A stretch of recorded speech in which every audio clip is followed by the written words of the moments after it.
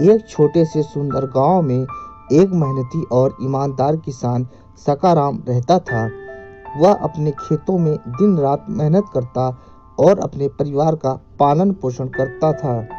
एक दिन की बात है, जब वह अपने खेत में हल चला रहा था तो उसे जमीन के नीचे कुछ चमकीली चीजें दिखाई दी।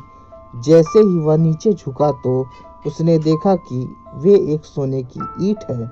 सकाराम के लिए यह एक अनमोल खजाना था। उसे लगा कि इससे उसके सभी दुखों का अंत हो सकता है। किंतु उसने उन सोने की ईंटों को बेचकर धनवान बनने के बजाय एक अलग ही फैसला लिया।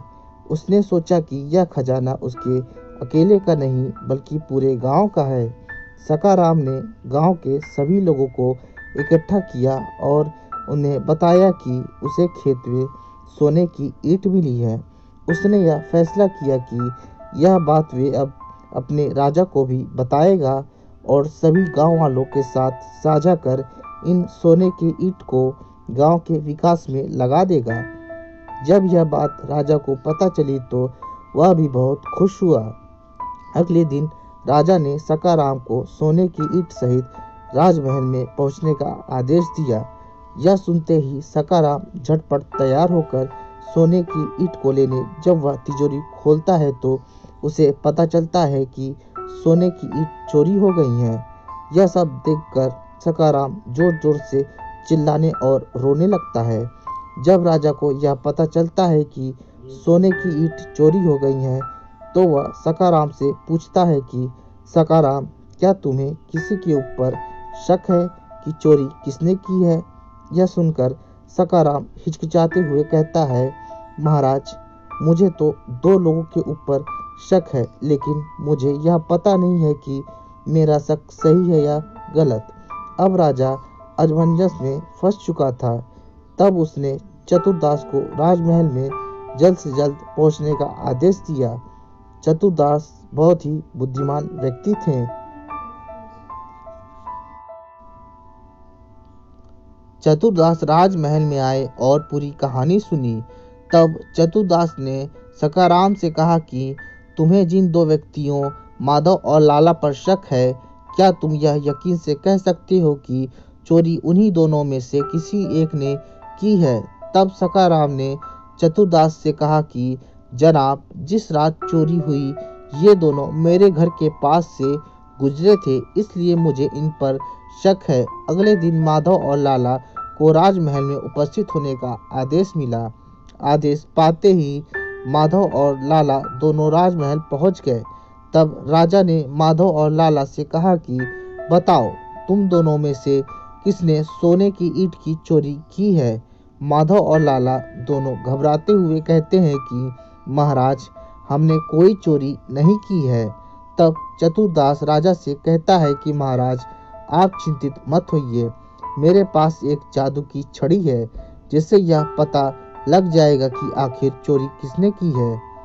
उस छड़ी को हाथ में पकड़कर जो झूठ बोलता है तो 1 महीने के अंदर अंदर उसके बेटे की मृत्यु हो जाती है और बाप को फांसी हो जाती है। चतुरदास की बात को सच मानकर दोनों माधव और लाला ने छड़ी हाथ में पकड़ ली और कहा कि हमने चोरी नहीं की है। 1 महीने के बीतने के बाद जब दोबारा माधव और लाला राजमहल में उपस्थित हुए तो राजा ने चतुरदास से कहा, तो बताओ चतुरदास, किसने चोरी की है? तुम्हारे छड़ी के अनुसार किसका बेटा मरेगा और बाप को फांसी होगी? तब चतुरदास कहते हैं कि महाराज, चोर तो लाला है, इसी ने सोने की ईंट की चोरी की है। राजा सहित सभी दरबारी चौंक गए। राजा ने चतुरदास से पूछा कि तुम इतने यकीन से कैसे कह सकते हो? तब चतुरदास ने कहा कि महाराज, मैंने 1 महीने के अंदर अंदर इन दोनों के घर की बातें छिप छिप कर सुनी है। जब मैंने माधव के घर छिपकर उसकी बातें सुनी तो मैंने माधव को यह कहते सुना कि वह अपनी पत्नी को दिलासा दे रहा था और वो कह रहा था कि तुम चिंतित मत हो, हमें कुछ नहीं होगा, जादुई छड़ी से हमारा कुछ नहीं बिगड़ेगा, क्योंकि मैंने चोरी नहीं की है। भगवान की दया से मैं और मेरा बेटा जीवित रहेंगे। और जब मैंने लाला के घर में छिपकर उसकी बातें सुनी तो मैंने लाला को यह कहते सुना कि भगवान का शुक्र है, मेरे न बच्चे हैं और न मैं किसी का बाप हूँ। चोरी तो मैंने कर ही ली, अब मेरा कोई क्या बिगाड़ सकता है। अपनी पोल खोल सुनते ही लाला राजा से माफ़ी मांगने लगता है कि महाराज मुझे माफ़ कर दीजिए।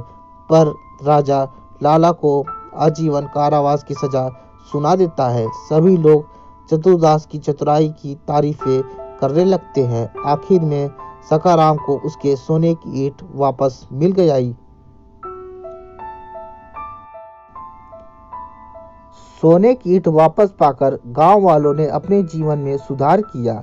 वे अपने घरों को सुधारने लगे। राजा ने गांव वालों के बच्चों की शिक्षा के लिए गांव में विद्यालय खुलवाया और बचा हुआ धन गांव के विकास में लगा दिया। गांव का हर व्यक्ति सखाराम के इस निर्णय से प्रेरित हुआ। सखाराम की किस्मत और चतुरदास की चतुराई से गांव के लोगों के बीच आर्थिक संपदा लाई गई, बल्कि गांव वालों के बीच आपसी प्रेम और समर्थन की भावना और भी जागृत हुई। पूरा गांव अब एक परिवार की तरह रहने लगा।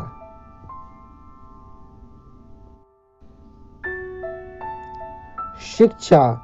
इस कहानी से हमें यह सीख मिलती है कि चोरी करना एक कायरता का कार्य है, बल्कि हमें चतुरदास की चतुराई से कुछ सीख लेनी चाहिए।